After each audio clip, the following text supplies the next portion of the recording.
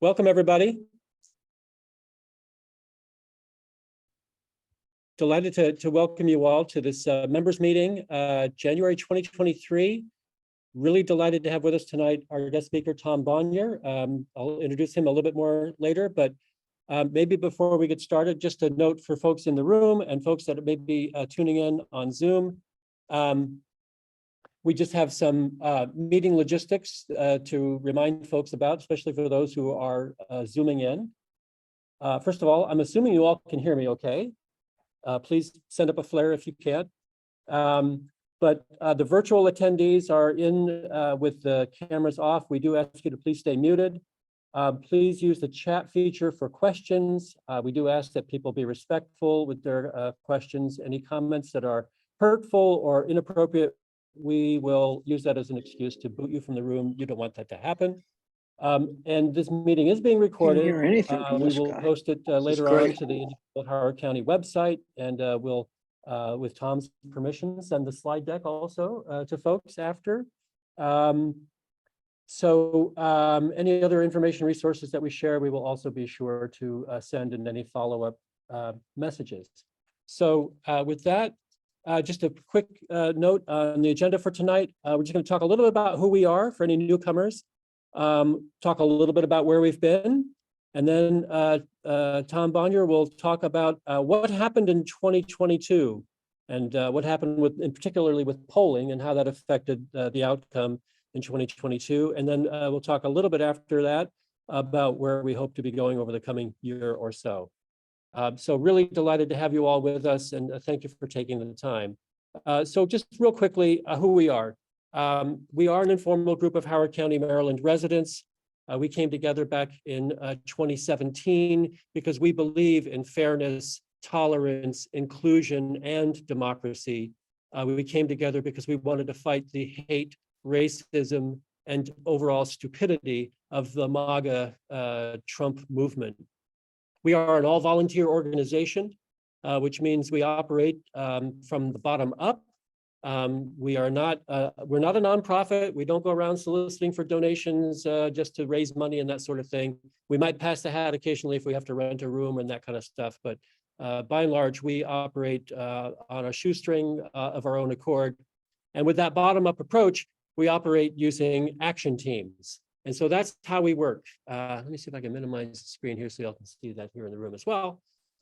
So what we do is we engage fully in democracy. We know that democracy is a full contact sport, and that's why we're here today in January and not waiting until like October, November of 2024, because we know that we need to be staying engaged throughout the year and in every way we possibly can.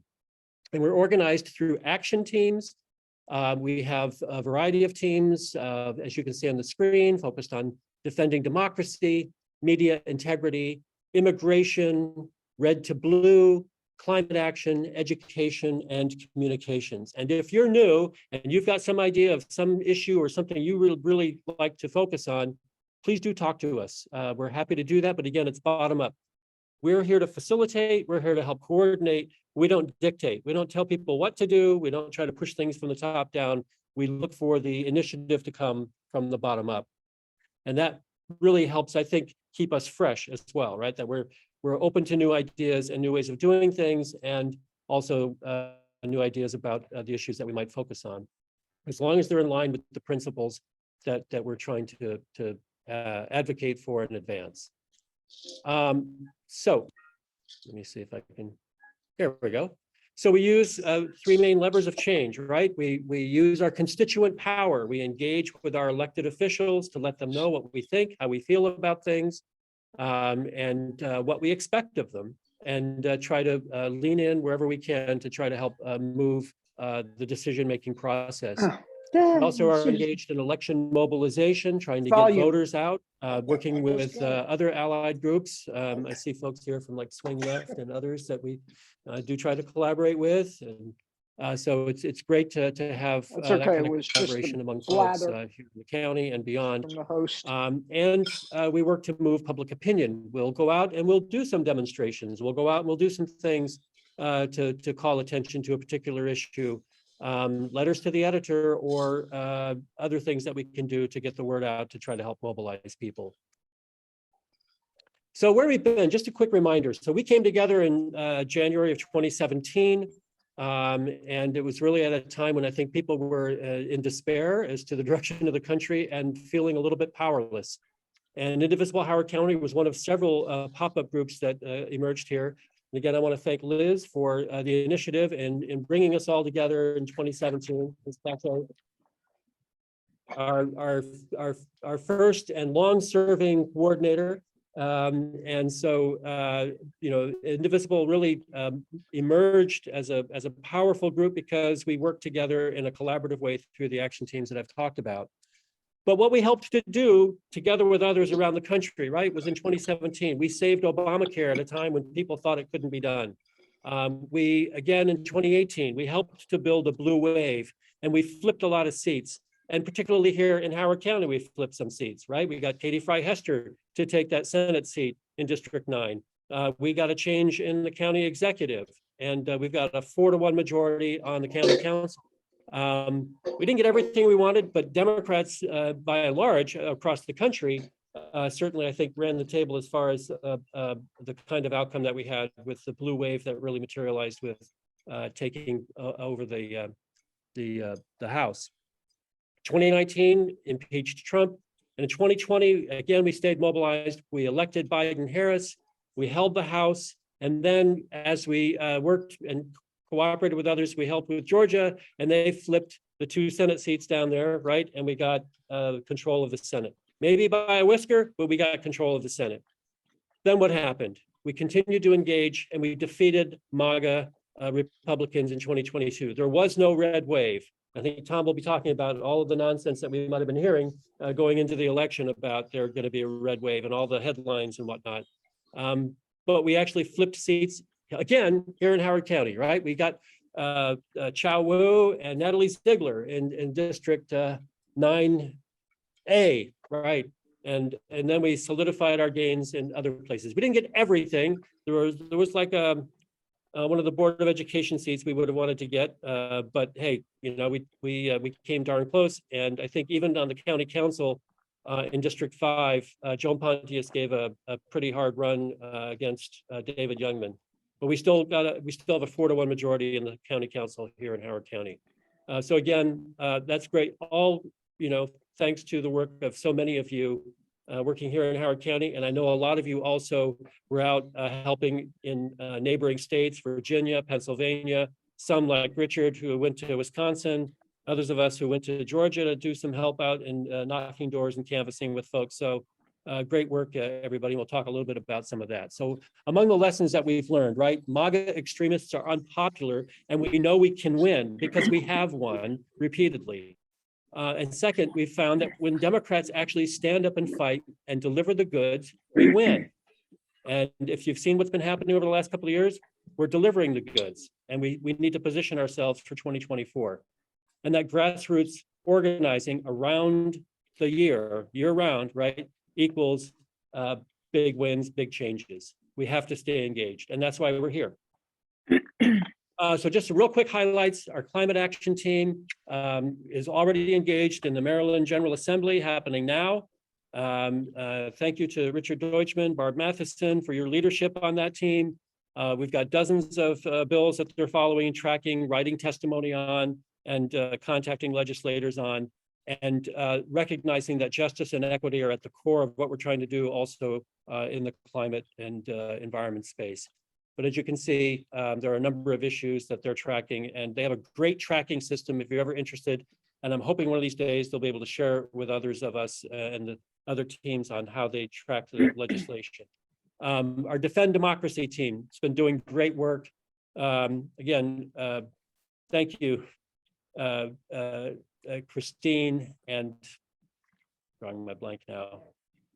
Mary Jane Monk. I don't see, is Mary Jane here? Anyway, thank you, Christine and Mary Jane, for all the great work you've been doing. And I know you've been working with others on advancing, protecting democracy. If you've ever driven on I-95 at about 4 or 5 in the afternoon on a Friday and seen a bunch of people standing up above on the Gorman Overpass. That's our Defend Democracy team, together with Our Revolution, the Howard County Democratic Party, and others from Indivisible and other organizations that are out there standing to advance the cause for democracy and a number of other causes over the last couple of years. But all the great work that you all have been doing to push legislation and really to lean on our legislators, especially in Washington, on promoting good governance and strengthening our democracy. Really important work. Our Immigration Action Team. I want to thank Lori Liskin for leading that team in the last several years and really collaborating successfully with the Howard County Coalition for Immigrant Justice. You all really rocked it this past year. The Liberty Act, as you all recall, the Howard County Council enacted that, and then folks went out and sought to roll that back with the ballot initiative that was got put on the ballot under false pretenses, I would say. And yet, despite the sort of mood in the country, right, you all worked really hard, and that measure, the Liberty Act, Measure A in Howard County, passed overwhelmingly by over a 60% margin. It was like 64 to 36, something like that, right? So you all just did fabulous work to make that happen. And now the team is being, Lori is stepping down after her great work, going out on a high, and we've got 3 new facilitators, Michael David, Anna Rubin, and Roz Zinner are stepping up. So we've got 3 people filling Lori's shoes, and I know they're going to do great. And you've got a big program for 2023 coming up on monitoring the implementation of the Liberty Act and legislation to support immigrants. Their next meeting is going to be just coming up in about a week, right? February the 8th. So stay tuned for more from the Immigration Action Team. Our Education Action Team also rocked it this last year. So this is one space that we in Indivisible can fill because education, the Board of Education, is supposed to be a nonpartisan election. And we all know that there are some partisan elements that happen here. And we've seen how the right-wingers are trying to take over school boards and other local government institutions. And it's been manifesting here in Howard County. And we mobilized, our Education Action Team went out and they engaged with candidates. They did questionnaires with the candidates. They helped inform the public about which of those candidates actually are aligned with the values that we espouse. And we got one of the 2 that we were pushing for elected in this past election. The other one fell just short, but hoping the next time around we'll be able to make it happen. So again, thanks to Lori Chin for leading that effort. She's stepping back right now. If there are others who are interested in the Education Action Team and want to step up or who want to engage, by all means, please do let us know. The Media Integrity Team, that's a space where we're trying to make sure that we hold the media accountable. And I think when we hear from Tom, we'll also understand how the media has not always played things, shall we say, straight, right? We've sometimes seen how maybe they've been manipulated by right-wing pollsters and others. So in the last year, this team worked really hard to mobilize support for the confirmation of Gigi Son, who's still waiting for confirmation. So we're going to try it again this year, round 2. We got to finish this. Later on this year, they'll be organizing a public forum on media integrity here in Howard County. We've actually got a lot of really great people here in this county who have worked in the media, who know the media, and who can help us better understand how to engage in that space. So again, thank you.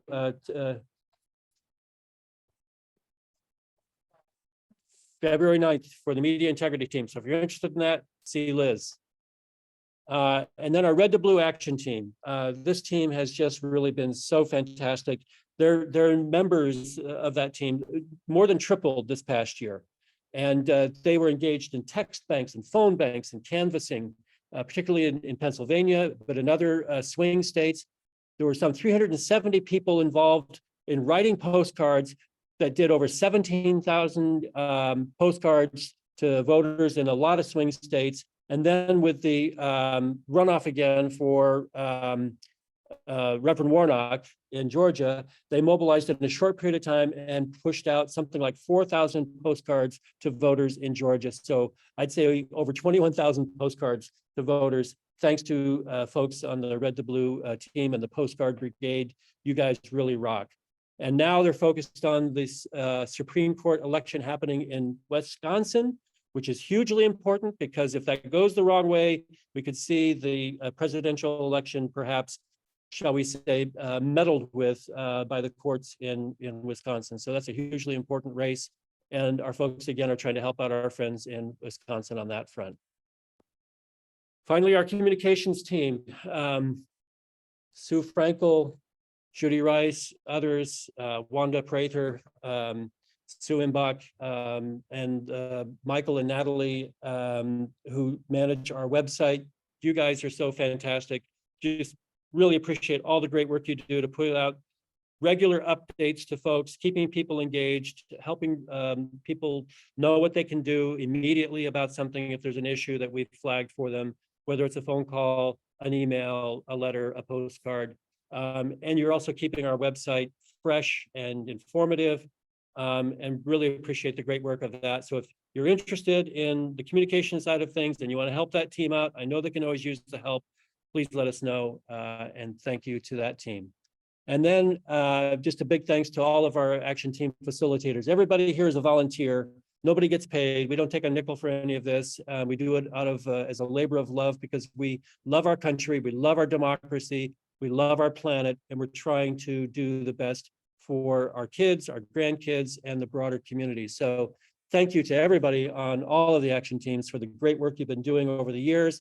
And we have to stay engaged this year and into 2024. This is the year where we can sharpen our saw, you know, work out, maybe work off the Trump 10 or Trump 20 if you've joined me in adding on a few of those pounds, but being ready for 2024. And so we're going to talk a little bit later about some of the things we hope to do over the coming year to stay in fighting shape. So, sorry for that long introduction, but really that was just kind of the appetizer, maybe the salad, but now to the main entree here. Really delighted to welcome Tom Bonier. Tom is the CEO of the data and polling firm Target Smart. Some of you may have seen him on national media like MSNBC or heard him on NPR. He's been on PBS. He's written in a variety of national publications, and he also happens to be a neighbor, right? He lives right here in our backyard here in Sykesville. Graduate of American University, teaches political science at Howard University, and was one of the very few pollsters who kept telling us, red wave, we're not seeing it. Red wave, it's not, we're not seeing the data behind it. But all the headlines were telling us different. So Tom, delighted to have you with us. Thank you for joining us, and the floor is yours. Thank you. I will unmute. I think maybe you might have to mute. Thank you for that introduction, and thank you all for having me here. It's really great to be here with all of you. And for those of you virtual, it's great to see you. Yeah, it's great to have this opportunity. As Tim said, I've lived in Sykesville for the last 11 years, District 9A resident. Thank you all for your incredible work, not only in that district, but just seeing this impressive list of accomplishments makes me feel a lot better about the county being in very good hands. And so I appreciate everything that you all have done. The last 5 years have been, 6 years have been a challenge. I have two daughters, one at Marriott Ridge High School, one at Mount View Middle School. You know, they woke up the morning of after the 2016 election and asked me if Hillary Clinton was president, because we went to bed thinking I was pretty confident that she was going to be president.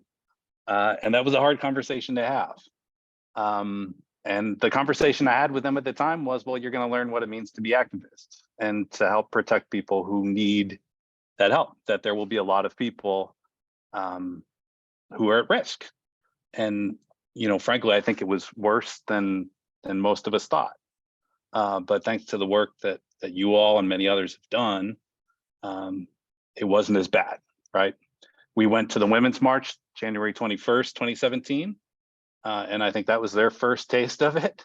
And there was something affirming about that, the contrast of the inauguration and that Women's March. And so, so again, I appreciate the opportunity. I have a presentation I'm going to share. I should be able to. Here we go. Let me just get the slideshow. If this will get out of the way. Yeah, let me just. Okay, yeah, if we can do it there, that's great. Yep. Yeah, if you. Perfect. So while we're getting that up, I'll talk about basically what we're going to go through here. So what I'm going to share, perfect. Thank you. As Tim said, I think we all experienced this. We lived through it, that there was this notion that there was this inevitable red wave that was coming, that was going to crash down on this country. And really the general conversation in the public media was not a question of whether or not there would be a red wave that was taken for granted. It was a question of sort of what flavor of red wave, how big would it be? People talked about, is this going to be more like 2010 or 2014? 2010 being a extensive red wave, 2014 still a red wave, but not as substantial. There wasn't even a consideration that maybe something different would happen. And part of my job is to really look at the numbers and to question some of these assumptions. And so that's what we, meaning my team and I, were doing throughout the year. And so what I want to do is walk you all through the presentation. Some of these slides I'm going to go through pretty quickly, and there's a lot of data in this because I like to show my math. Like Tim said, y'all can, we'll share the presentation. And so if you want to come back to any of these, so some of these I'm going to go through quickly. And I apologize, but I also want to make sure we have time if we can do questions at any point. So let's just jump in. One thing that this presentation, the sort of common thread between the visuals in this is every one of them except the ones that are from after election are things that I actually shared publicly. Generally, I'm way too active on Twitter. For those of you who aren't, I don't recommend it. But for those of you who are, you can certainly find me there. I generally use it to just share my thoughts and my observations and what I'm sharing in the data, seeing in the data. But sometimes it can be more inane than that. But what I've done here is basically taken screenshots of things that I was sharing along the way, just to sort of, again, show my math, show my work, to show that, look, these aren't things that this is after the fact changing the narrative. I want to show you as this developed and see what we were seeing. So we can jump right ahead here.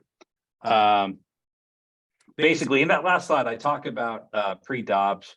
I'm going to talk about the Dobbs decision a fair amount because I see the Dobbs decision. I mean, I think we all understand the impact of that. The Supreme Court decision on June 24th that effectively overturned Roe versus Wade. It was an inflection point, this election, unquestionably. But I think for so many of us, there was a question, having lived through the previous 5.5 years of a Trump administration and seeing so many things, I think we all looked at and we said, well, this has to be something where common decency will rise to the top. When we see kids in cages, when we see school shootings, when we see so much of this, we always thought, well, this has got to be the thing that changes everything. And then generally it wasn't. And so I think there was some sense with the Dobbs decision.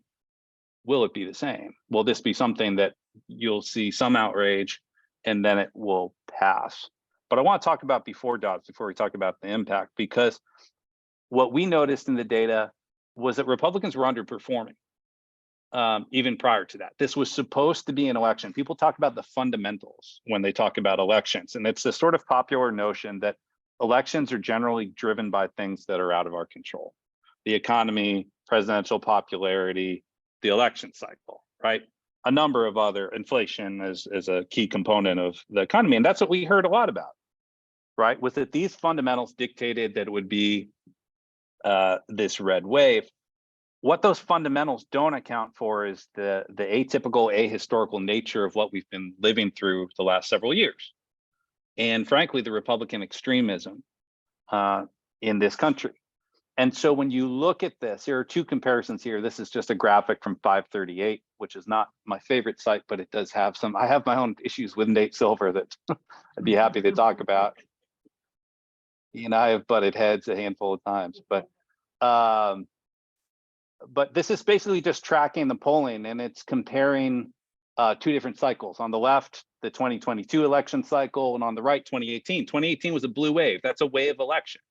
And you see there, Democrats had a consistent lead in polling for the generic ballot for the House throughout that cycle. You see that it was generally unwavering. And then the left is what we had seen in 2018 up to that point, which was early June. So this is before the Dobbs decision leaked on May 2nd. It was handed down by the court on June 24th. And what you saw is Democrats actually led in the generic ballot for a while. And then in the fall of 2021, Republicans pulled ahead, but still had a very narrow lead, 2.2 point, whereas Democrats had a 7.1 point lead at that same point 4 years earlier. So that was the first indicator that, again, this notion that MAGA extremism is something that's been rejected by a majority of Americans in multiple consecutive elections was something that maybe we needed to pay attention to. Not denying the fundamentals. The fundamentals produced a challenging environment for Democrats, but this wasn't like previous elections. So we can jump forward. The next point here, we can go to the next one. As I said, the inflection point, Dobbs decision happened June 24th. And we've seen this before, right? I think when you saw when the Dobbs decision leaked in early May, there was outrage. But again, I think there was a sense of like, this can't actually happen, right? There was people saying maybe this is a strategic leak and they're actually going to come out with something that won't be as bad. So they want to move the, as they call the Overton window. So that becomes more acceptable because it wasn't as bad. And in the end, it was exactly as bad as we feared. And so then comes the question of what impact does this actually have? Well, when you look at the immediate polls that came out, fielded in the days after the Dobbs decision, what we saw was Democrats leading in most of these polls. And in fact, there was only one poll, the YouGov Economist poll, that didn't show Democrats with a lead. Now we'll bookmark this. I want to come back because as Tim said, we're going to talk about the polls. I think the polls played an incredibly important role in this election. Yes, go ahead.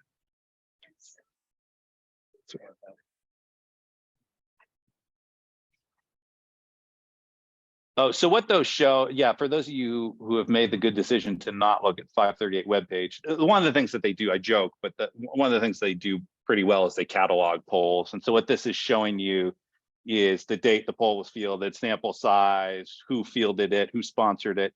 And then in the middle is really the red and the blue part is showing in House generic ballot. It's generally what we use as a thermometer to figure out generally where things stand in the country. So in the polling question they asked, just a generic question. They don't ask named candidates. They just say, thinking about the upcoming race for the United States House in your district, are you more likely to support the Democratic candidate or the Republican candidate? Or some variation of that question. RV is registered voters. So polls can be of registered voters, likely voters, or adults. So that's showing that sort of thing. But generally, the whole point here is that after the Dobbs decision, even though in that previous slide you saw how Republicans had pulled into the lead in the average by a couple of points, here you see a series of polls that come out that suggest, well, maybe things are different. We can go ahead to the next slide. Basically what happened at this point was this sort of longer period of questions. Did it have an impact? How much of an impact? Well, I imagine most of you are familiar with what happened with Kansas, but for those who aren't, I'll give a very brief overview. Kansas was really going to be the first test of the Dobbs decision, because as we know, the Dobbs decision deflected any sense of decisiveness around choice to the states. States were allowed to basically come up with their own rules around choice and anything therein. Kansas, led by Republicans in the state, chose their primary election held in early August, a Tuesday in early August, an election that's generally designed to have low turnout. So they chose that as an opportunity to move forward with an anti-choice agenda by putting a constitutional amendment on the ballot that removed protections for choice from the Kansas state constitution. The point was this was going to be a home run, a layup, choose your sports analogy, for an anti-choice initiative to move forward. The idea was Democrats wouldn't show up. Certainly younger voters wouldn't show up in this election. Well, they were wrong. And there are really three elements I'm going to talk about that emerged from the Kansas data in terms of the impact of the Dobbs. One, it mobilized the progressive base that maybe wasn't as energized before. We saw that while President Biden's popularity and favorability numbers weren't good in general, they were especially not good with younger voters. It wasn't that they were about to vote Republican, they just weren't going to vote. There wasn't a sense of engagement. Democrats in general didn't appear to be all that mobilized in this election. So if there was going to be a red wave, it would be because Democrats stayed home. And that seemed possible. Number two, persuadability. Could it move swing voters? And then number three, and I think this is in some ways the most important one, this consolidation of an extremism narrative. We as Democrats and progressives have tried to, and I think we've all experienced this with varying degrees of success, to convey this sense of outrage around what has been happening in this country. We think about January 6th. Again, we think about all the other things I talked about a minute before, but a lot of those narratives didn't get through. I think people would look at it and they'd say, well, January 6th, after a few months, the outrage fades. Even when the hearings began in June of last year, they weren't really changing the narrative. All of a sudden, the Dobbs decision happened, and you hear stories, awful stories, right, of how women were suffering, how basic health care was becoming criminalized. And suddenly, I think a lot of people looked at this and said, well, the people have been telling me that the Republican Party is extreme, suddenly believed it because of the Dobbs decision. So it made these other things in terms of anti-democracy, in terms of January 6th, in terms of other elements of Republican extremism, suddenly those arguments started to work more. So if we can go forward quickly here, we'll look at Kansas. So the conclusion of the Kansas, for those of you, again, I imagine most of you are familiar with this, but what happened on that election was the no vote, which was the pro-choice vote, won by almost 20 points, 18 point something percent. I have to admit, I wasn't paying very close attention to that election because I thought it would be close. And I remember that night, I think it was August 2nd, August 3rd, again, a Tuesday evening, I was online looking at some numbers, and I saw, for those of you know, Dave Wasserman from the Cook Report, who used to be my intern, I remind him of that. He tweeted his trademark, "I've seen enough" tweet. He does that and he calls elections. Basically, when he sees an election, he decides that he's seen enough, that one side has won. He tweets, "I've seen enough." In this case, the no vote is won in Kansas. I thought, well, not surprising necessarily that it won, but like I said, well, polls closed like a half hour ago. How is it that certain at that point? And then you see the margin. And so the question that I sought to answer at that point is, well, how? You know, you have some obvious theories, but the first thing I could do, we build a voter file for the National Democratic Party and for progressive organizations, including Indivisible, through the group called the Movement Cooperative. And so we have the voter data. So I could actually log onto our system and look. And I looked at who was registering to vote in Kansas between June 24th, the day of the Dobbs decision, and they had a registration deadline of about mid-July. If you wanted to vote in that August election, you had to have been registered by mid-July. And what I saw was what you see right here, and that this blue line is showing how many people were registering by day in Kansas. It's a 7-day average. And so you see just little bumps here and there, nothing big. The Dobbs decision leaks, and immediately you see a spike in Kansas. And then the Dobbs decision was handed down, and you just see this massive spike in Kansas. So you see the two elements, again, the notion of those who I think were most impacted and thought most credible.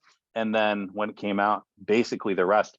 The most remarkable thing about this, and something I said, I wrote in early September, New York Times op-ed about this, and I forget the headline, which I didn't love, but it was the one part that was non-negotiable.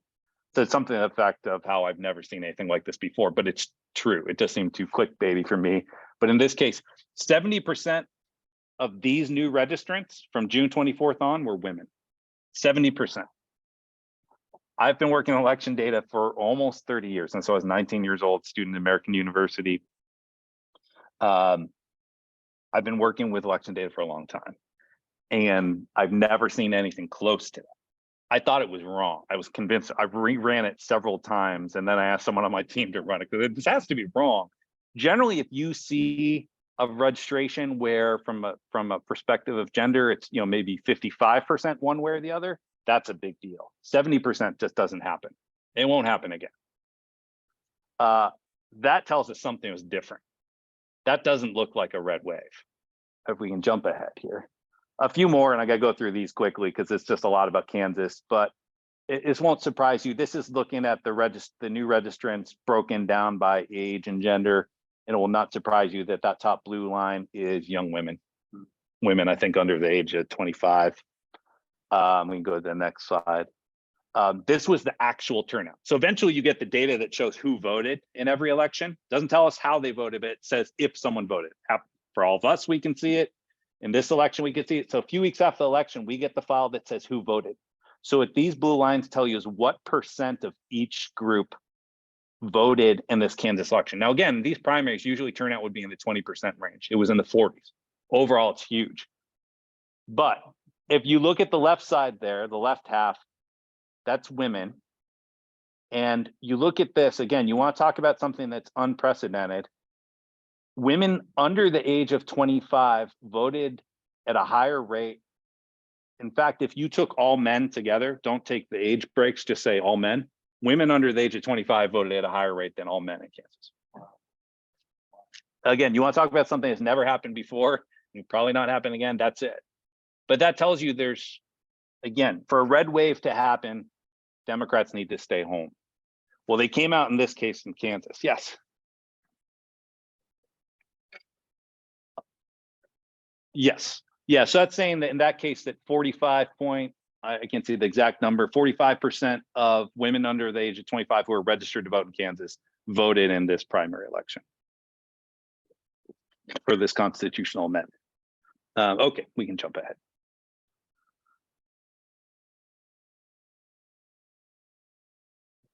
Oh, yeah, sorry, we can jump. I said all this. This is for the take-home version. I have bullet points.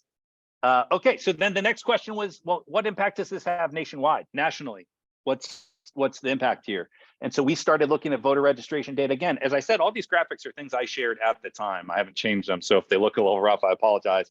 Literally, a lot of times after the kids go to bed, the way I wind down for the night is different than a lot of people. I look at election data, and then I make bad graphics in Excel and share them on Twitter. I started using Twitter actually after Trump was elected. And what I did, this is an odd sort of thing, but again, I'll admit to it, is every day I would try to find one statistic that gave me hope about that people were thinking this wasn't okay. So generally it was looking at registration data or turnout data, and I would share it on Twitter. I'd had a stat of the day, and literally each day I would tweet out and say just stat of the day. And that's what got me engaged there, and the habit has not entirely gone away. But so what you see here is Kansas was at the bottom. This was the gender gap. Again, it's that 40-point gender gap, 70-30. And then you see in other states, Wisconsin emerged with a big gender gap. Again, not nearly as substantial as Kansas, but a 17-point gender gap is huge. But then you look at like New York, no real gender gap. So we started to develop a little bit of a theory here. And a lot of this is talking to people. I talked to my friends, talked to organizers. I'm a member of SEIU Local 500 because of my work at Howard University. I talked to people with SEIU 1199, which is one of the biggest locals. They're out of New York, but they're all over the country, one of the most progressive unions in the country, and talked to them about New York. And the general theory was, and this isn't that groundbreaking, this was a function of to what extent you viewed choice as truly at risk.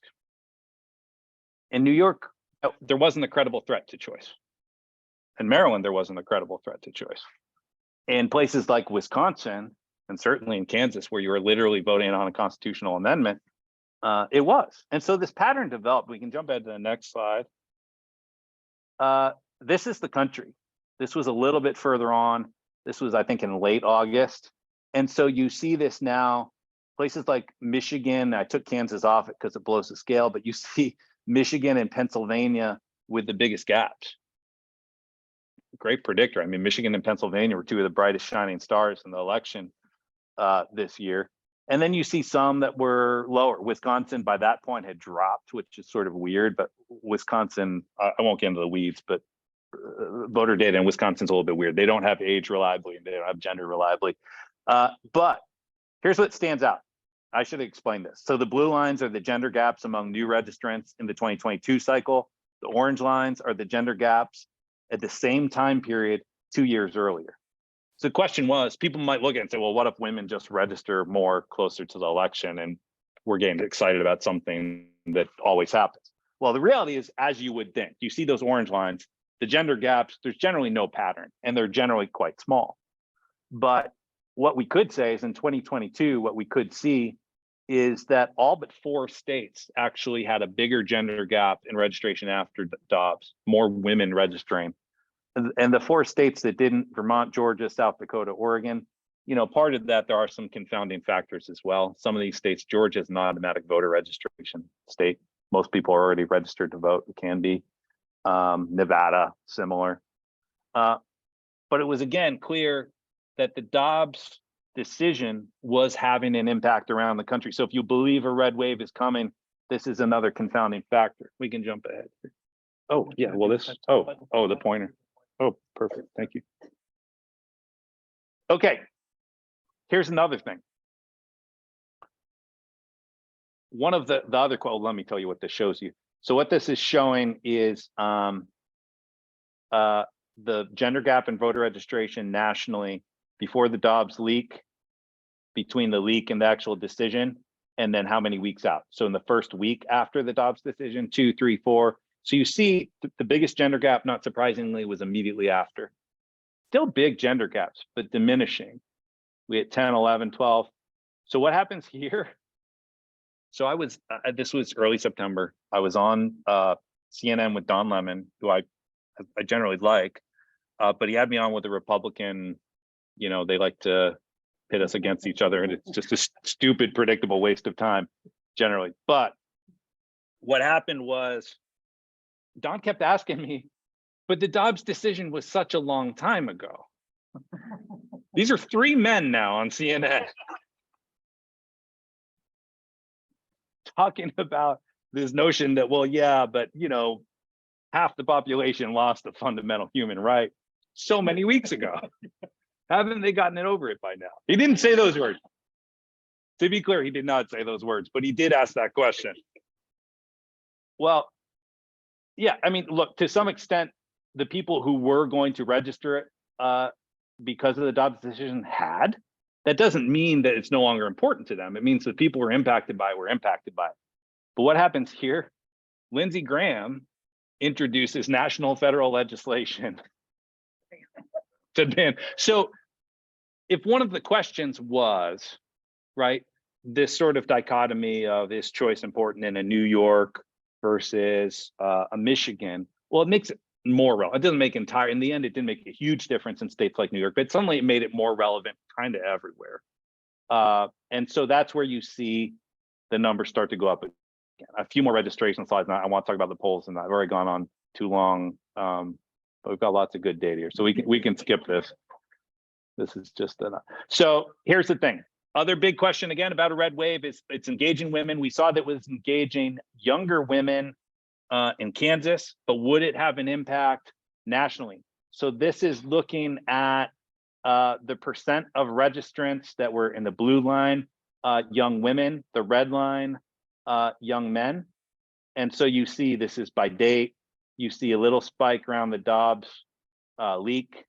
You see a big spike. Now, interestingly, the big spike after the Dobbs decision was only young women, young men. And this is what we saw again nationally. We saw this developing in states. Young men were slower to catch on. To their credit, they finally did. Hopefully listening to the women in their lives. Speaking as someone as grew up in a house with me and 3 women and now live in a house with me and 3 women, I've learned that's where the wisdom comes from. And so you see men actually now following the same pattern as women, slightly below the pattern of women, but still, as we got closer to the election, young voters engaged substantially. We'll go to the next one. This one's gonna be a mess.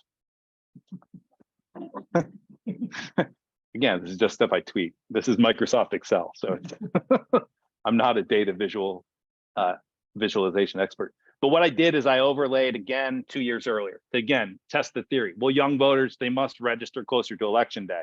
Well, you recognize this pattern. This is the one from the last slide. This one is 2 years earlier. There's no real pattern. Young voters don't necessarily. There's a little bit of uptick as you get closer to election day. Everybody tends to register more as we get closer to election day. Younger voters aren't all that different. Okay, So again, what that tells us is, yeah, young voters are being engaged by this issue. Okay, the next element here was early vote. Now we actually have people voting. In the end, over 50 million people voted before Election Day. So it's a really rich data set. So our team at Target Smart, we get every day, actually twice a day, data file that shows us everyone who's voted across the country that day since the last update. Again, we don't know how they voted, we just know if they voted. But from a strategic perspective, it's a huge advantage. We do know that Republicans have largely shunned early voting because President Trump told them that mail voting was fraudulent. It's one thing I'm happy he did. A huge advantage for Democrats. If you can, as a campaign, and you all having done the work, you know, if you can check someone off your list and say they voted already, you're focusing on a smaller universe now. Same amount of resources, but fewer people. Republicans had to get it all right in one day. So I'll go ahead. I just want a couple things on early vote. Here, I'll share you. We can skip this one. So first thing was looking at vote by mail applications and wanted to see if there's going to be a gender gap there. And what we see here is a comparison of blue 2022, orange 2020. And what you saw in a lot of these key states, women were requesting ballots at a higher rate. Georgia, Wisconsin, Pennsylvania. These are just the states where we had that data early on. So initially seeing higher engagement from women. So it wasn't just registration. I would get that from a lot of reporters too, was, well, they're registering to vote, but are they actually going to vote? Because they know I don't know. I have to say I don't know. I think so. And now here's a hint. Yeah, they are. Okay, we can go ahead. So this site, we have a site, targetearly.com. It's public and free. Basically, we take all that data that we're collecting on a daily basis and we update it on this site. And you can basically look at it by state and break down who's voting by age, gender, race, ethnicity, urbanicity, partisanship, all that. And so this is, again, a screenshot of as votes are coming in. So now there were over 500,000 early votes cast in Wisconsin already. And what did we see? 53% of them were coming from women, which in 2020, that was 51.9. In 2018, yeah, slightly. So you look at the actual gap here. So the gender gap was slightly bigger in 2022 than previous elections. So again, that's initial sign that things are looking good. If this is a red wave year, in 2020 and 2018, we had pretty good performance in Wisconsin. Wisconsin's always close, but we know what red waves look like. And again, it doesn't look like this. Okay, we can jump out. I think I have one more here. This is Michigan, another state. Again, you see slightly bigger gender gap this year. And in 2 years that were pretty good years for Democrats, in 2018 electing a Democratic governor, in 2020 winning the presidential race in Michigan. So the fact that it looks better than those years suggests, well, this isn't looking like a red wave. Okay. And this is Pennsylvania. Now this is the partisanship, in this case, party registration. So almost 71% of the people who voted by mail have almost 1 million votes cast at this point, whatever the date is up here, were Democrats. Now, 2018 isn't a good comparison because they dramatically changed the laws in Pennsylvania during the pandemic about who could vote by mail. So we kind of throw this out, even though it was 50-50. This shows you what Republicans did to themselves. And then 2020, though, the rules are basically the same in Pennsylvania in 2022 as they were in 2020. Again, 2020 was a good year for Democrats in Pennsylvania. And what we saw in the early vote, this is a comparison, by the way, and we have comparisons on there, it's to the exact same point in time in that previous election cycle. And so what this is showing you is that we actually had a bigger partisan advantage 2022. Does that look like a red wave? No. Okay. These are actual votes. Here's the crazy thing. We talked about actual votes, and I talked to reporters about this, and Nate Silver and actually Dave Wasserman, both of them would kind of make fun of it. Dave called it early vote astronomy or astrology. And Nate Silver, in a podcast a few days before the election, my friend Simon Rosenberg, who is, we talked about the polling, I'll talk about him more in a minute, but who was one of the people who was on an island with me out there saying that there isn't a red wave coming. Is he always notes that Politico wrote a thing in August saying that he was risking major reputational harm, which he was. He and I would talk every day and just check in and say, check the numbers and be like, are we sure we aren't crazy? Check these things, make sure that I'm not just, anyhow, Nate Silver accused him of, quote, smoking hopium because of the early vote. Nate has not apologized. And then here's another thing, the early vote generally is much older. Older people are more likely to vote early, but what we saw, because that was one of the few concerns I saw in the early vote, was that we weren't seeing youth vote engagement. But there's something that happened here in like the last week of the early vote, where as we got closer to election day, suddenly the median age got lower, much lower. Said, okay, young voters are engaging. We knew that just from the pandemic. Young voters took advantage of early voting, mail voting in 2020. But when you looked at polling, Pew had a poll on this that was really good, thorough poll. They asked people, are you likely to vote in person or by mail or early in person or whatever? And young voters overwhelmingly said, yeah, we want to vote on election day. Which is not surprising. Okay, we can jump ahead. All right. The last part here, well, I'm going to talk about the polls quickly and then just a few things that we know, and then I'm happy to take questions if we have time. That term flooding the zone, that was something that Simon Rosenberg, who I mentioned a minute ago, coined in this sense, where we were looking at all this data. We were looking at the Kansas election. We were looking at voter registration. We were looking at special elections. I didn't mention that, but there were a bunch of special elections that actually were people voting. Y'all probably remember New York 19, an upstate New York district. Democrat won that. Not a single poll showed him winning in that race. In fact, there was a poll by Democratic firm, progressive firm, that had him losing by double digits. He won by 2 or 3 points. How did he win? Democrats came out, especially Democratic women, especially younger Democratic women. And then Democrats won a special election in Alaska in the congressional race. So all that data, and then you throw in the fundraising data, the Democrats were outraising Republicans. You combine that all together, none of that looks like a red wave. The only thing that looked like a red wave was what we were seeing in the polls. And so we had to look at the polls more closely. And what we saw was this clear narrative-driven approach from Republican pollsters who were taking advantage of the fact that largely Democrats and the media had vacated this space.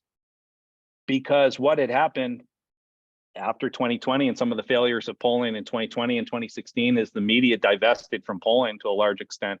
And so the high quality public polls were just much fewer and further between. And it left this void for Republican pollsters to fill, and they filled it. This is an example. So this is Georgia. We all paid close attention to the Georgia Senate race, I imagine. And what we saw, I'll talk about Georgia and Pennsylvania quickly because there's a similar dynamic. Georgia, a little bit different. We touch on Pennsylvania first as our neighbors to the north. If you followed the polling in that race, the Democratic candidate, John Fetterman, led consistently in the polling, generally between 5 to 8 points.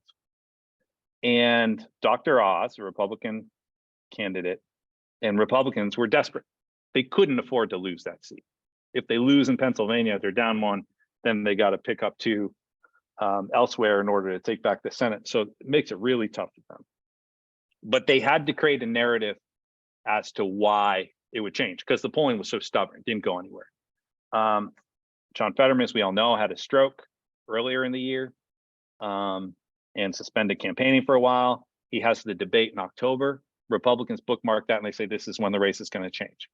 So he has the performance and it depends on how you look at it, right? You either look at it as an act of bravery of someone who is being vulnerable and human and getting out there and showing that he is someone who is recovering and someone who is going to work hard, or you see it as a lot of the talking heads did. What a catastrophic performance.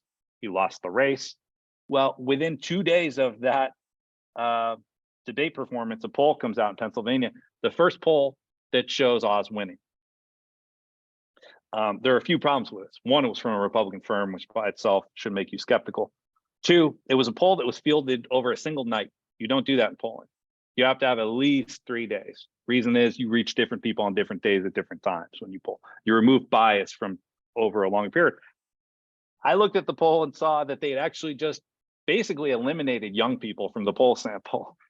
Younger voters never been less than 26% of the electorate in the last several election cycles in Pennsylvania. They were 14% of the poll respondents. So I tweeted that out at the time and said, I actually feel really good about this poll because if Oz is only up 2 points when young people leave the state in a mass exodus, I feel pretty good about it because that's not going to happen. In Georgia, same narrative, right? This was after the last accuser of Herschel Walker came out, of last of many. And for that campaign, it was difficult, right? They kept coming out and he needed to change the narrative. So after that last accuser comes out, immediately, if you look at the dates, all around the same time period, a series of polls come out. These are all the polls. I didn't cherry pick them. These are just the polls at that day. These were the last polls out. Every single one of them showed Herschel Walker winning.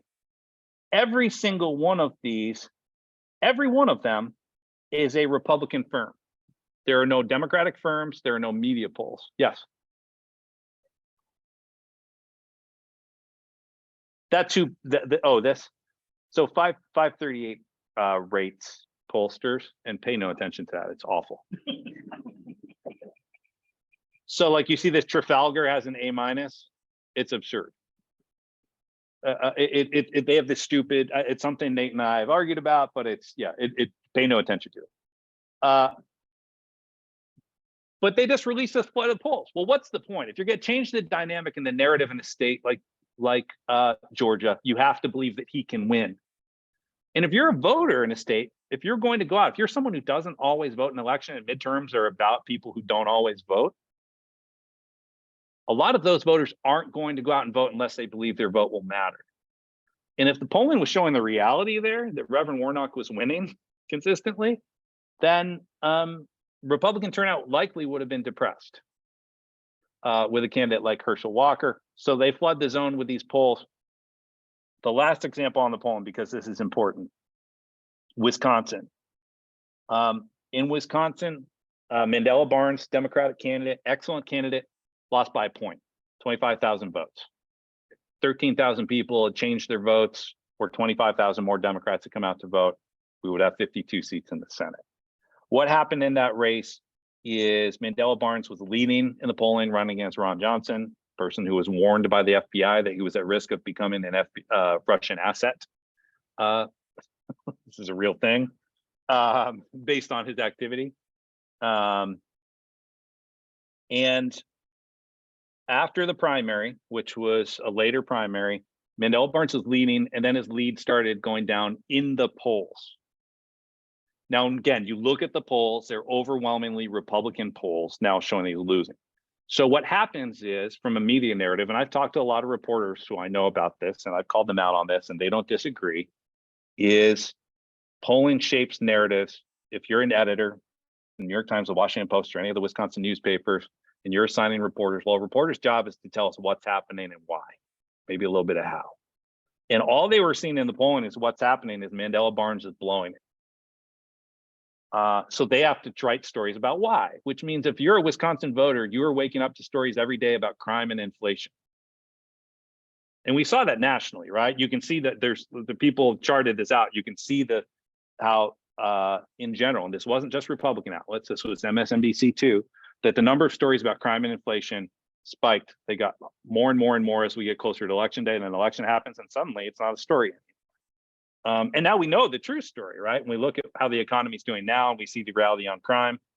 I think that cost us that Senate seat in Wisconsin because of bad polling, narrative-driven polling, and certainly a number of congressional seats. So we'll go ahead here. What actually happened? And by the way, there's a whole bunch more bad polls. I don't. Yes.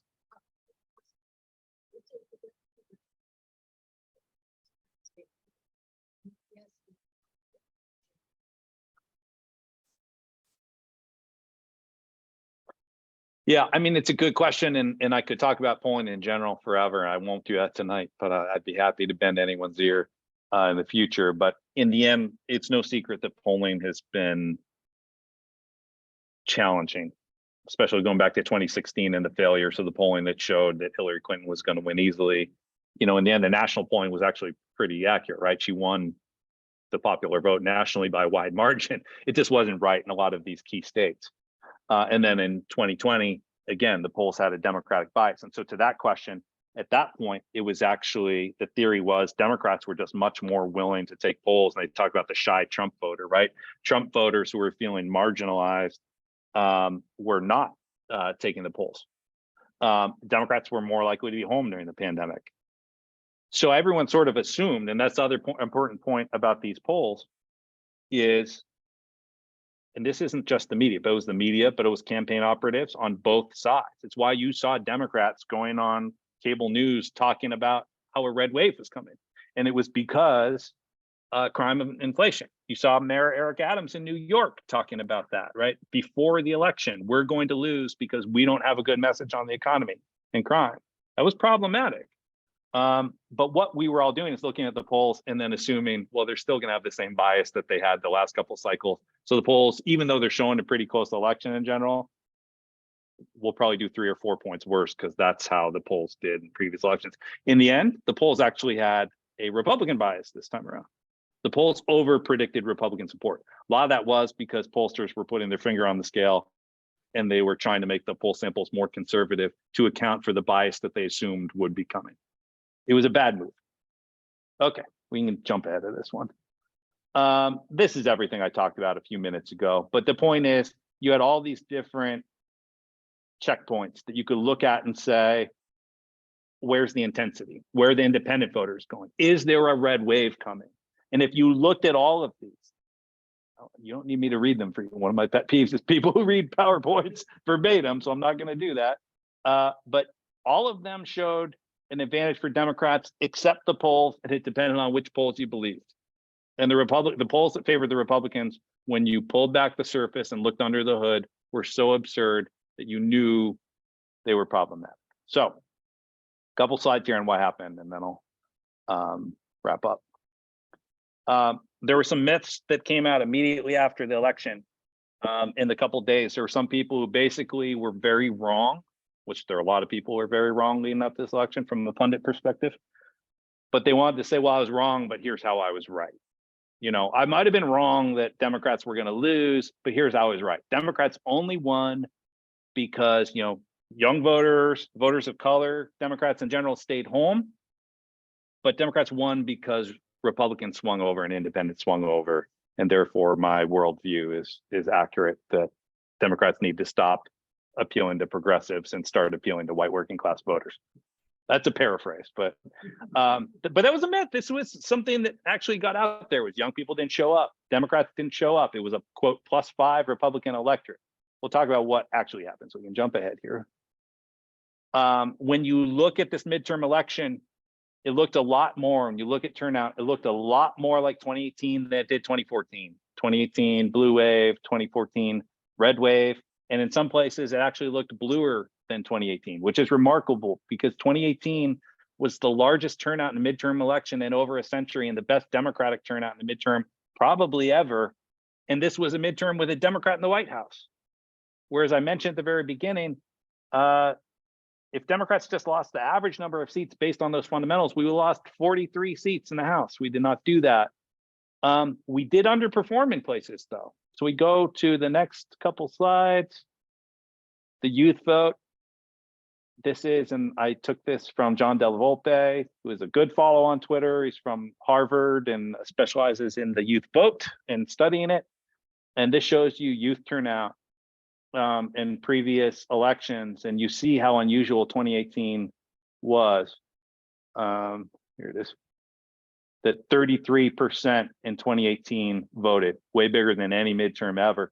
So some people after the election were saying, well, the youth vote wasn't as high as 2018, so young voters didn't really come out. Well, gosh, highest turnout ever, second highest turnout ever, which is what we're seeing now. We can go to the next slide. We're just beginning to get the vote history in to see who voted in these states. But when you look at the youth vote share, this is very light. You can barely see it, but that's 2022. So you see in places like Washington State where Democrats won a surprise House seat that wasn't on anyone's radar. Youth vote almost matched 2018. In Oregon, big success in the governor's race there. Youth vote almost matched. In Nevada, obviously incredibly important, that Senate race. We did lose the governor's race there, but by Catherine Cortez Masto holding on in Nevada, it was key to being able to hold on to the Senate. The youth vote was actually substantially ahead of 2018. Yes.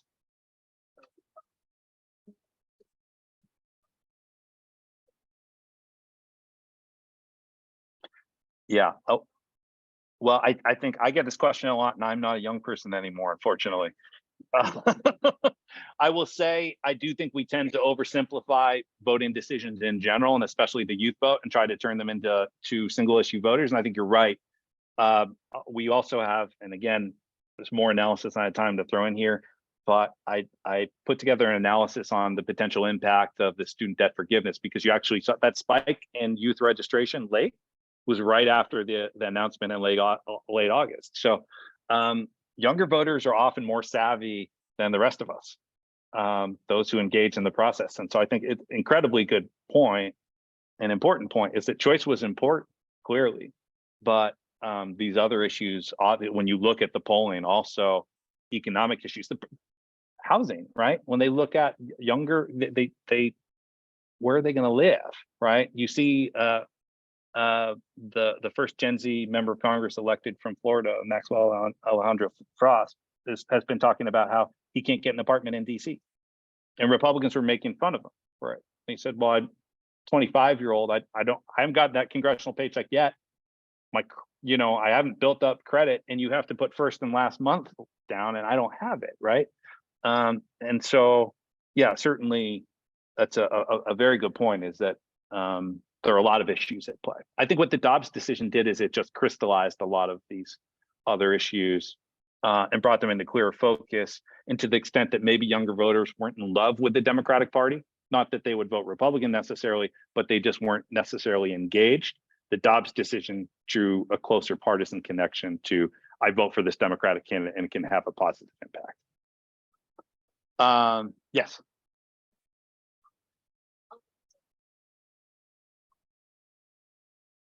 Yep.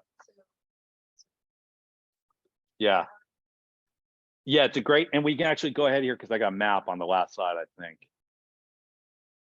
We'll skip that. That's just partisanship. Here's the map. The map is showing difference in, so blue areas, the areas that got more Democratic in between elections, red, the areas that got less Democratic. And you see this was the least nationalized election we've had in generations, which was one of the flaws in terms of the analysis, because those states are the biggest states in the country. And so if you look at them, they would impact any national numbers. And so Florida and New York, I think there are two different things going on there. Again, in New York, it was the notion that there wasn't a connection seen to voting in any difference on issues like choice, right? And again, this is what, talking to organizers in New York, they heard from people that they one of them was telling me how they would hear again and again and again. They would say, well, if you elect Lee Zeldin, who is the conservative Republican running for governor, he's going to take away a woman's right to choose. And people just say, I don't buy that. It's not going to happen. Democrats control the state legislature in New York, and they said if it does happen, we'll get rid of them, right? So in those places, it looked much more like it would have looked like in a quote normal midterm with a Democrat in the White House with very low approval ratings, high inflation. Those other concerns were able to rise to the forefront. And how did Democrats lose in New York in those congressional seats, which was really what cost us the House? Democrats didn't show up. Democratic turnout was awful. I mean, even here in Maryland, right, where we had a historic success in the governor's race, while Howard County, Democratic turnout was pretty good. Statewide, Maryland, Democratic turnout was not good in Maryland this year. Again, blue state, but Democrats were just not engaged. In a place like Florida, a redder state, I think part of that is just about how Republicans have frankly controlled the issue and message environment. Simon Rosenberg, and my friend and partner in crime in a lot of this analysis, something he says repeatedly these days is Democrats need to get louder. We have a good record to run on, but in places like Florida especially, we don't have a bench there. If you're a Democrat in Florida and you look at, well, who am I going to vote for? Is it Charlie Crist, who used to be my Republican governor? That was our Democratic nominee for governor. It was not someone who was, look, I love when Republicans switch over, right? We need to make space for them. But that was not someone who was going to fire up voters. So we need to control the issue and message environment. My point is, Democrats in Florida didn't believe they had a chance, and Democrats in New York didn't believe it mattered. Kind of the same thing. So I'll leave y'all with this, or close with this, because it was interesting. I looked at your takeaways from all the wonderful work you all have done. It's very much in line with what we saw in this national data, right? It's that organizing matters, and that people need to believe that their vote is going to count. They need to see how it's connected to something that matters to them. And this is going to be my humble brag of the night, but we worked for Stacey Abrams, which is, we did polling for her, which is not a humble brag, obviously, because she lost.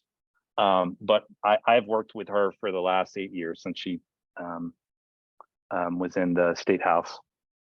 And she was kind enough to speak to my students at Howard University a year or two ago. And one of the students asked her, how do you persuade voters? How do you persuade people in this polarized environment? And she said, and I'll paraphrase, I remember this first line. She said, well, I've never won an argument, which I get. And then she said how for her, what she always looked for was a way to connect the act of voting to something that mattered to someone else. And she talked about, and she was in Kentucky doing organizing work a couple of years ago, and she was talking to someone about Breonna Taylor's murder. And she said that the person she was talking to, someone who said, like, I don't vote, it doesn't matter, like, how am I going to change this? And she said, well, the prosecutor who initially failed to prosecute, that was someone we people in Kentucky elected.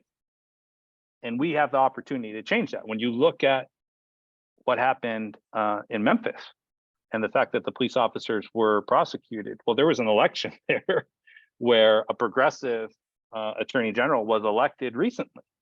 The one who was there before would likely not have prosecuted. And so our ability to make these connections to things that matter, and really the work that you all do, it's not the digital ads, it's not the things from, look, they matter what campaigns do, but the most impactful form of political communication is from someone you know or someone in your community, whether they're someone that you know or is in the community or someone you can just identify with.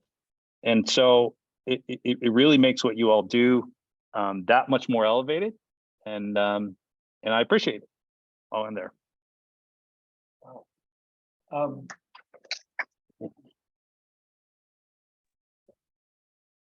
Thank you so much, Tom.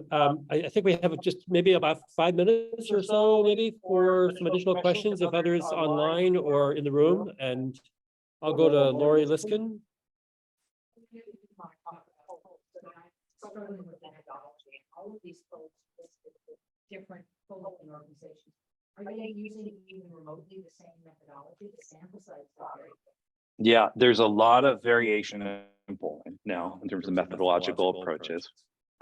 There's no real consensus about, when we talk about the error from 2016, there was a theory afterwards, again, that it was basically that they weren't controlling for educational attainment, which had become, especially among white voters, a really important predictor. If you were a less educated white voter, you were more likely to vote for Trump. If you're more educated, you weren't. And that wasn't something they were weighting in polling. So they thought, oh, we fixed it. We'll weight by education.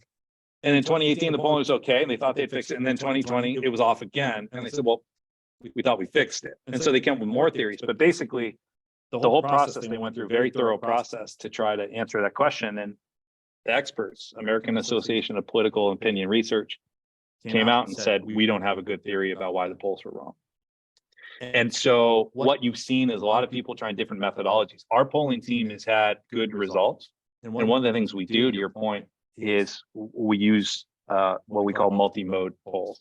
Every mode has a form of bias. If you just call landlines, you're going to get older respondents. If you just call cell phones, you'll get slightly younger. If you just do online, even younger. But even those have their bias in terms of race and ethnicity and educational attainment. So you really have to try everything. And so we do text to web surveys. We even do things where you mail a postcard with a QR code someone can scan and it launches a web survey. But it's hard. And polling will always have bias. In the end, what campaigns need to do and what the public maybe can do is focus less on the who's winning and more on the dynamics that the poll is showing us about what people think, what they care about, what issues and messages resonate with them. Campaigns are about dynamic behavior, right? They're about changing someone's behavior in a way that will be favorable to your candidate, getting the supporter who wouldn't otherwise vote to come out to vote, or getting someone who's on the fence to vote for your candidate. And we really need to focus on using polls to do that. And in that area, polls tend to be pretty good still. But polls will consistently, in terms of their ability to accurately predict outcomes, will likely just keep getting worse. And the problem is, that would be fine if we just accepted that. But you know who doesn't is the media, because they love the gamesmanship. They like covering it like a sporting event. And we need to push back on that when we can. This isn't a sporting event, and in the end, we just don't know the polls. And hopefully, the experience in this election will stay in the media's collective memory. So when it happens again, we can push back on it. I'm not counting on it, but it's something we can at least remind people in our circles. Another question from, Yeah, and let me ask you, actually, you can repeat my question for Yeah. answers. Oh yes. Oh yeah. Sorry. But, yeah, I do not share your attentive optimism that media is going to remember anything about this. Is there anything a group like Indivisible can do to try to hold the media accountable, maybe put some brakes on? It seems like they're running down the wrong path, following the Republican. Yeah. So the question is there anything that that groups like Indivisible can do to basically hold the media accountable if they start heading down that, or when they start heading down that path again of drawing these false conclusions? I think, really in this case, just talking about the inevitable red wave. We're not going to change the media collectively. I mean, we have our own choices about consumption, right? Try to consume those who do a better job, and some do a better job. I think that's one thing that can have an impact. But what we can change is how people around us internalize and understand that information, right? I'm not gonna be able to convince Chris Hayes to see things differently, and I think he's good, but one of many people who draws false conclusions and did around this election. But I can talk to my friends and my family and coworkers just about, well, here's a way that you might want to see this differently, or a reason why you might want to see this differently. Sharing it in your own social media networks. Again, it doesn't matter if you have thousands of followers or hundreds or tens. Your voice to those people will be far more impactful than my voice, because they don't know who I am and they do know you. And so, to the point about getting loud, that's how we get loud, right? I mean, being loud doesn't mean being combative and blocking people on Facebook and losing friends, right? But it's engaging people with a way that can be caring and thoughtful, but also pushing back gently when you have that opportunity, and sharing resources. There are more resources out there now too. And there are more outlets that are providing good information. And so definitely sharing that is helpful. any more questions? Either online or? One more online. Yeah. Do you have experience with pulling on immigration issues? Do I have experience in polling on immigration issues? Yes. And broadly, and it's not just immigration. I think on a lot of these issues that can be more polarizing, it can be challenging getting accurate information, because people aren't always willing to tell you how they really feel, especially if they feel like they could be viewed as racist or xenophobic, right? So a lot of times we'll ask questions in a way that create a little space for them to tell you something that can give you a good sense of where they are in an issue without pushing them too far. That's been one of our findings, especially in the last few years, is how you address these questions. We do things like online focus groups and online messaging panels. They're kind of like a chat board where people can check in when they want, or a message board. And that's where on issues like immigration, you can actually learn more about how people are thinking and how they're talking about things, because again, you're creating space and putting them in more peer environments. But immigration is certainly an issue where I don't think either side, frankly, is doing a great job on messaging. I mean, the Republican messaging is hateful, and the Democratic messaging is more avoidance for the most part. And so it's, I wish there was more good polling out there in the public. Okay, well, again, thank you so much, Tom. This My has pleasure. really been fantastic. You've given us so much to chew on and to think about. And even those of us who may not be data nerds, I mean, can better understand, hopefully, what we're looking at when we see this stuff in the press. But hopefully, you'll be able to come back and join us from time to time, because I think it'll really be useful to get your perspective, going forward. But before we move on to the next segment, which will only just take a couple of minutes, I just want to ask again, why don't we all give Tom a big round of applause?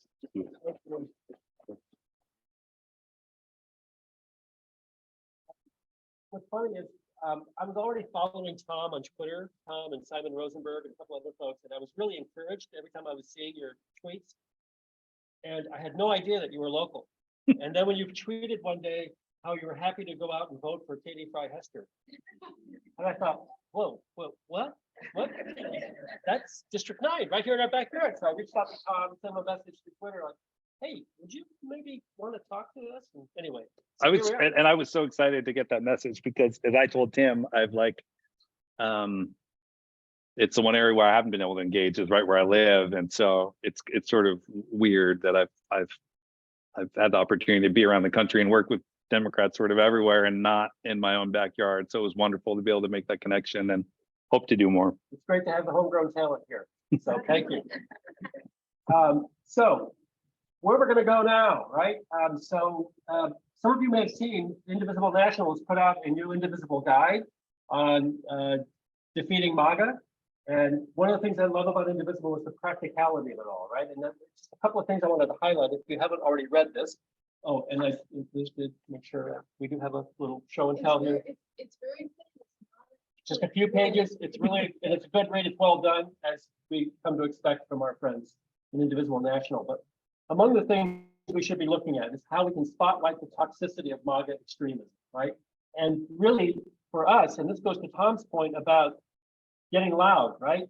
We need to push our Democratic electeds to mitigate the MAGA harm, but also stand up and fight for democracy, fight for our freedom. We're talking, I mean, it really just kills me the way Republicans have wrapped themselves in the flag all these years and talk about freedom while they're taking freedoms away from us, whether it's freedom to vote, freedom of choice, and just the debt burden that we're putting on kids. Is that really cultivating freedom? I mean, it's just really incredible.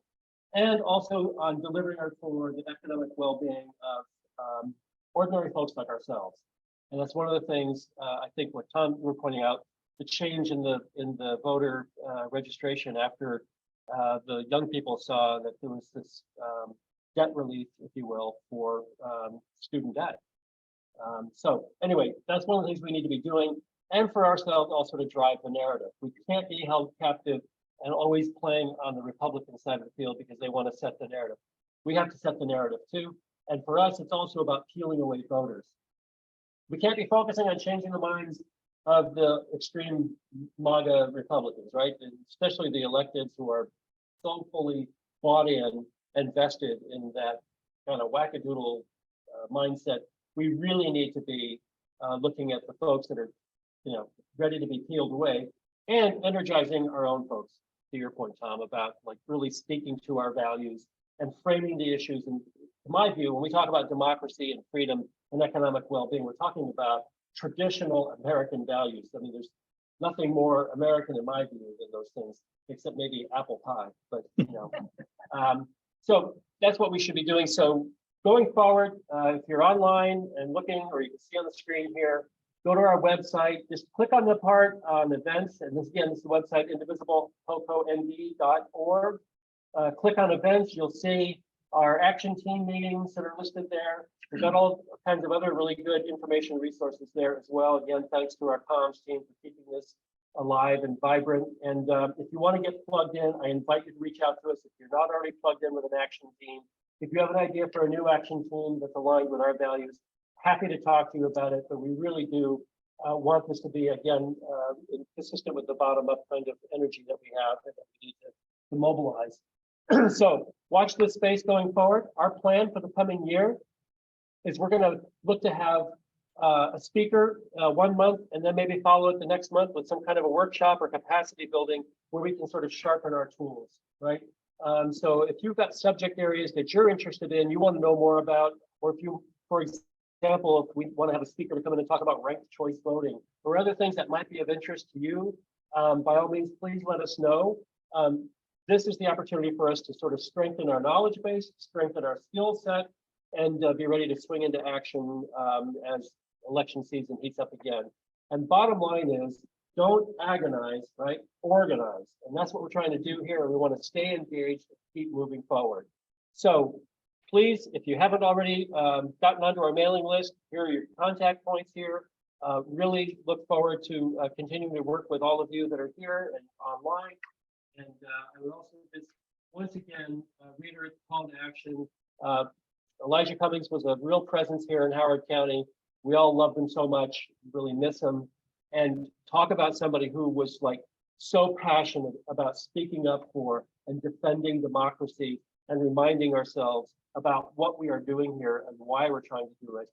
I just can't think of anybody more compelling than Elijah Cummings to convey that message. So that's what we're all about. Thank you again, Tom. Thanks, everybody. And we're going to sign off from here at the Miller Library. Come join us next time if you're able to. Otherwise, join us virtually. Hopefully this hybrid format works for us. And thank you to Liz and everybody else for making this work tonight. All right.